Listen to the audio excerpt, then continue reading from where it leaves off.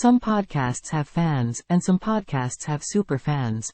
A show has to be really great to entice its listeners to join its Patreon and subreddit, buy its merch and attend its live events. These are fans who self-identify as members of the podcast's community, taking on names like Thought Leaders, Spoon Nation, or Zeitgang. Sometimes, theirs are even wedding bills. Read on to learn more about some of the best communities that have formed around beloved podcasts, and let me know which ones I missed. The Daily Zeitgeist, launched by Cracked founder Jack O'Brien and Miles Gray, is a more than daily show. Trending episodes are released in the evening to cover thing popping off on social media that dives into America's shared consciousness and examines whatever happens to have taken hold of our attention that day, from Ukraine war updates, to the weird thing Rudy Giuliani just did, to the newest Taco Bell menu item. Jack and Miles are hilarious and smart, and they always have a funny guest on to help try to make sense of it all. Listeners call themselves the Zeitgang, and for every episode write custom jingles for Jack and Miles. They're really, really good.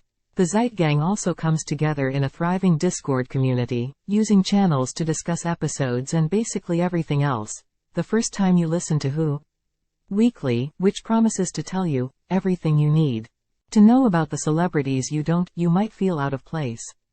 That's because it's a show with such a strong community. They've invented their own language and inside jokes. There's an entire weekly segment dedicated to figuring out what Rita Ora is up to, and twice a week, listeners call in using the same greeting, "Hello Lindsey Bobby," and sign off, showing whole. And I'm going to let you in on a little secret. The community endlessly says, "Crunch crunch," because Lindsey Bobby were so tickled by Bebe Rexha's Lay's potato chips spon-con that has her biting down on some chips, making a very exaggerated crunch crunch noise in the middle of a song. Watch it, it's wild. This is a community that fully gets the somewhat strange concept of the show, feels invested enough to participate in it, and knows how to interact in a way that feels almost cult-like.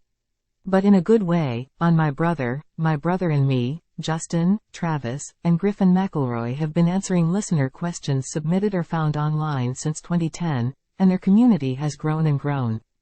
Die-hard fans buy the brothers' books and pay to see them live, and about 78,000 of them are part of a subreddit that convenes to debate every single episode. The brothers have built an empire, hosting other shows that are now siblings in the McElroy podcasting family, including The Adventure Zone, Sawbones, and more. Along with the listener questions, which they answer in ways both silly and practical, there are enough recurring segments to make you dizzy. The Money Zone, Minion Quotes, Munch Squad, Haunted Doll Watch, Sad Libs, Celebrity Wines, Why Not? Play Along at Home, Work of Fart, etc. You're Wrong About is a show that takes a fresh look at accepted historical wisdom to point out the way media has twisted the facts, and it has gained a loyal following because it trusts that listeners are smart enough to engage with mainstream thinking in a critical way. The subreddit has more than 12,000 members, but more impressively, there are more than 20,000 people in its Patreon.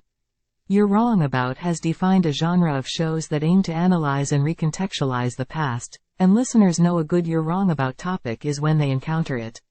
Host Sarah Marshall treats listeners like family, and is protective of their sensibilities, their ethics, and their comfort. She is looking out for misunderstood people in history, and her listeners feel like they're being looked after too.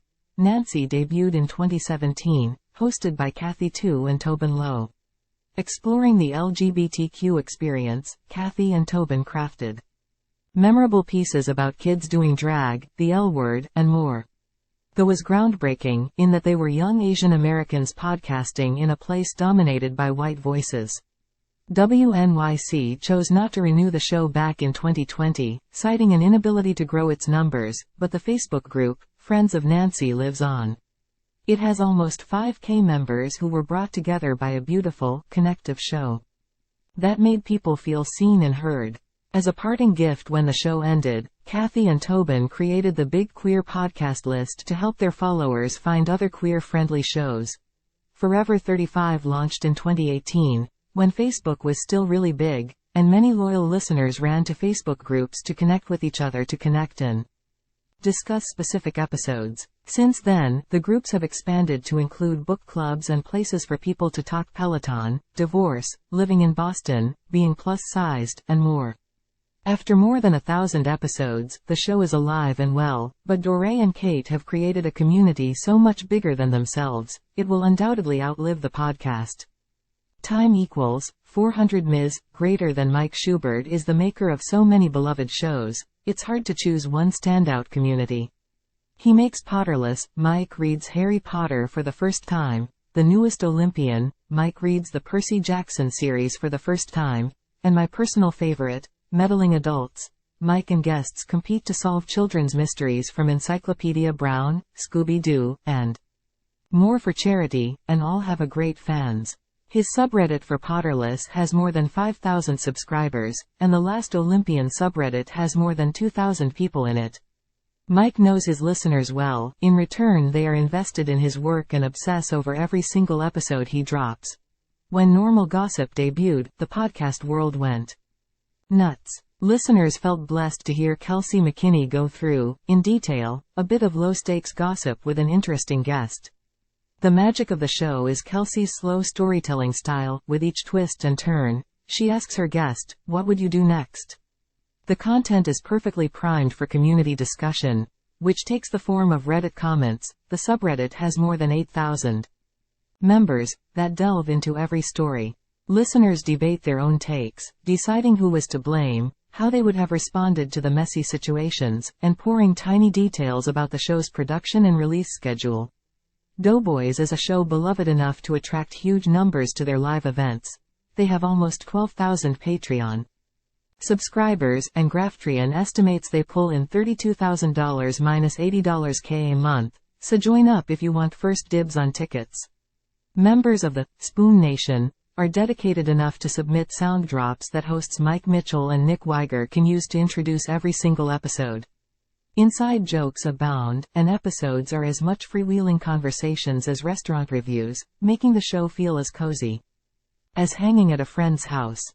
For these folks, spotting Mitch and Nick at Taco Bell would qualify as a major celebrity encounter. Every podcast with a strong community has a special name for its listeners. Van Lathan and Rachel Lindsay, of Higher Learning, call their fans Thought Warriors. That's also the name of their 6,000-strong Reddit community, where people flock to discuss specific episodes and hot takes from the hosts. Their YouTube channel is another hub for listeners to convene. With 38.6K subscribers, its videos often get tens of thousands of views, and each generates another bucket of comments and conversations. Van and Rachel have created a community of people who don't just sit back and listen, they can't keep their mouths shut. Sports podcasts are famous for having strong communities, particularly the ones that cover soccer. Each club has its own vibrant fanbase, but so as not to get demolished in the comments of this post for choosing, say, Arsenal Vision when I know that some of you are Manchester United fans, I'll point you all to Men in Blazers, home of the largest soccer-focused media company in North America. The show covers the sport year-round, focusing on Premier League, Champions League, the U.S. national teams, NWSL, and other top leagues around the globe. They have 289,000 Instagram followers and 296,300 followers on Twitter, and this is where real conversations and arguments happen. Soccer fans are nuts about their sport, and listeners of soccer podcasts are nuts about Men in Blazers. 5 to 4, the podcast about how much the Supreme Court sucks, has a unique way of connecting with fans. Along with a Patreon, they also have a Slack channel that is tight-knit.